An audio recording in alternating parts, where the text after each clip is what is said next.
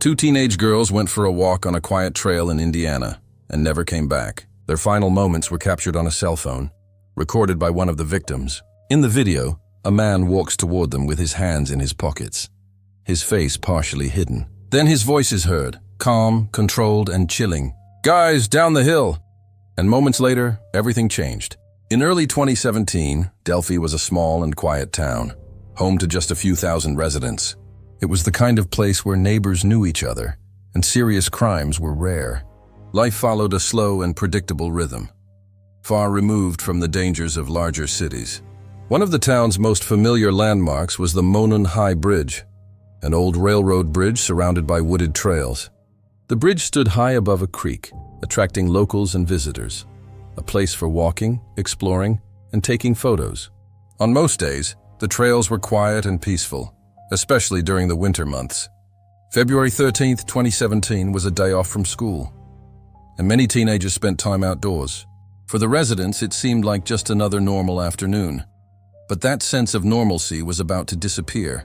On February 13th, 2017, best friends Abigail Williams and Liberty German planned to spend the afternoon together. They were dropped off near the trail system close to the Monon High Bridge. They planned to walk, take photos, and enjoy their day off from school. At around 1:49 p.m., Liberty posted a photo of Abigail on the bridge. It would become one of the last confirmed images of her alive. Sometime during their walk, they encountered an unknown man. Sensing something was wrong, Liberty began recording video on her cell phone. The footage showed a man walking toward them. He appeared calm, with his hands in his pockets and his face partially hidden. Moments later, his voice was captured. "Guys, down the hill." After that moment, the timeline becomes unclear.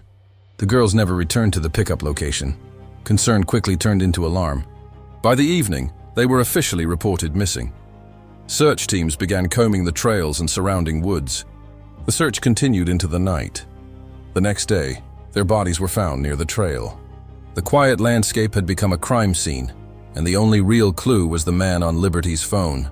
As investigators analyzed the scene, several details stood out as unusual, and some were difficult to explain. Despite the terrain, there were no clear tracks showing where the girls had gone. This made reconstruction extremely difficult. The video on Liberty's phone became the most critical piece of evidence, but the suspect's face was not clearly visible. Authorities released part of the footage and audio to the public, hoping someone would recognize him.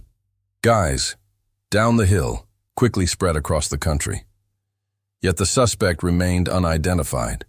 Witnesses reported seeing a man on the trail that day, but their descriptions did not fully match. Law enforcement released a suspect sketch based on early statements. Years later, a second sketch looked completely different.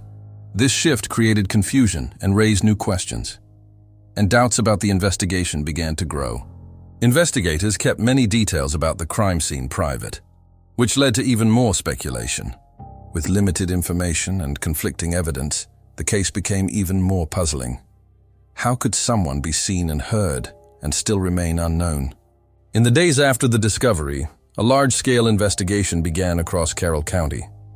Local police were joined by state and federal agencies. The Federal Bureau of Investigation became involved, bringing additional resources and specialists. The case quickly expanded beyond the local level. Search warrants were executed as investigators collected physical and digital evidence. At the same time, tips began pouring in from across the country. Thousands of leads had to be reviewed and verified, but many of them led nowhere. Investigators closely analyzed the video and audio from Liberty's phone. Specialists worked to enhance the suspect's image and voice. Despite these efforts, a clear identification was not possible, and the case began to stall. Authorities conducted numerous interviews with people connected to the area. Some were considered persons of interest but never charged. As time passed, pressure from the public and media continued to grow, and expectations for answers increased.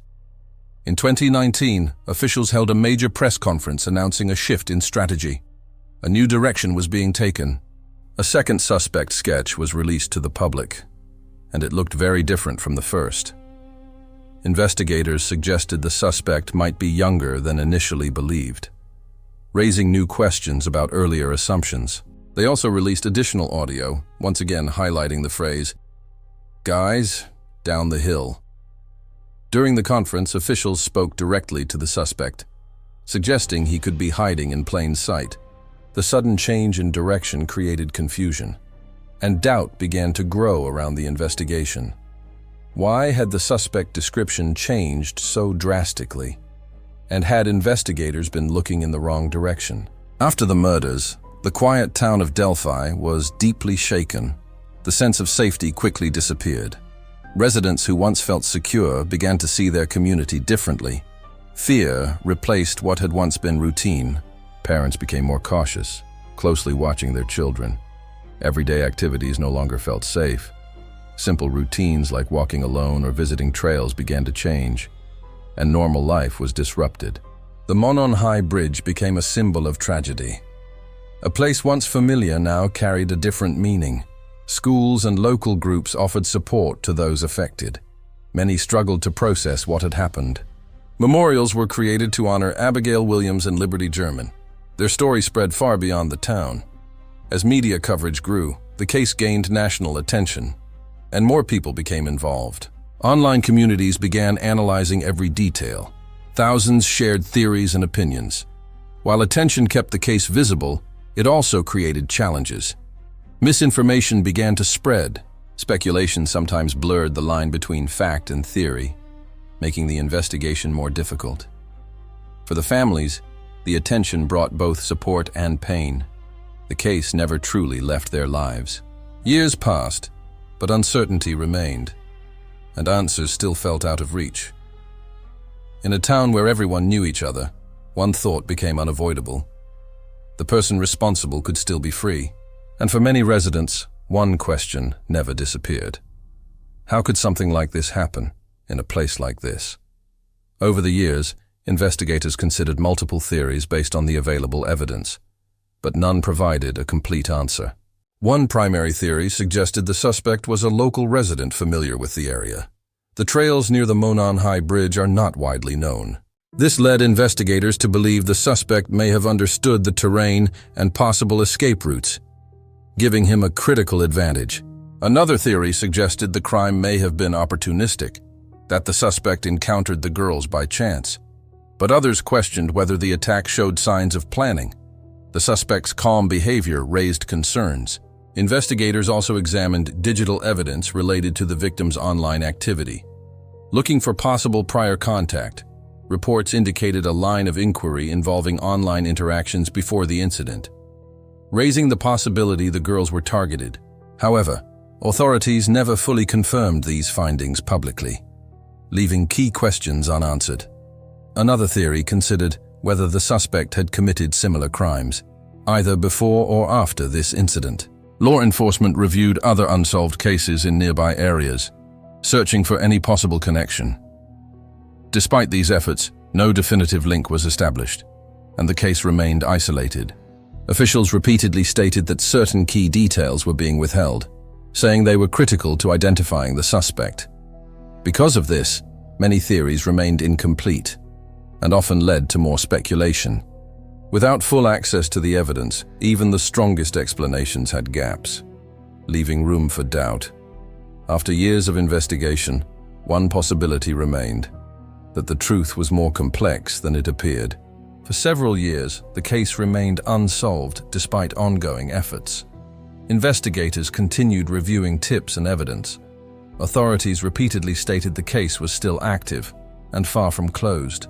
In October 2022, a major development was announced. A suspect had finally been identified. Richard Allen, a local resident of Delphi, was arrested and charged, marking a turning point in the case. According to officials, he was familiar with the trail system and had been in the area that day. Court documents later revealed he had placed himself near the bridge. At the same time, the girls were there. Additional evidence, including forensic analysis, was presented, strengthening the case against him. The arrest brought a sense of progress after years of uncertainty, but it did not answer everything. Many details remained sealed during legal proceedings, and key questions were still unresolved. As the case moved through the courts, public attention intensified again. The community followed every update. For some, the arrest brought relief, but for others, doubts remained. What exactly happened in those final moments on the trail? And would the full truth ever come out? The case of the Delphi murders remains one of the most haunting investigations in recent years. What began as a simple walk ended in tragedy. 2 young lives were lost in a place that once felt safe, and the impact was felt far beyond that small town. For years, the image of the man on the bridge became a symbol of mystery, a suspect seen yet unknown. The arrest of Richard Allen marked a major turning point, but it did not bring all the answers. As the legal process continues, many details remain unclear, and questions still surround what truly happened. For the families of Abigail Williams and Liberty German, the search for closure has been long and painful, and it may not be over.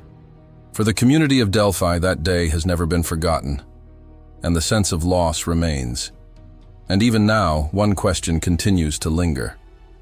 How did a crime captured in real time remain a mystery for so long?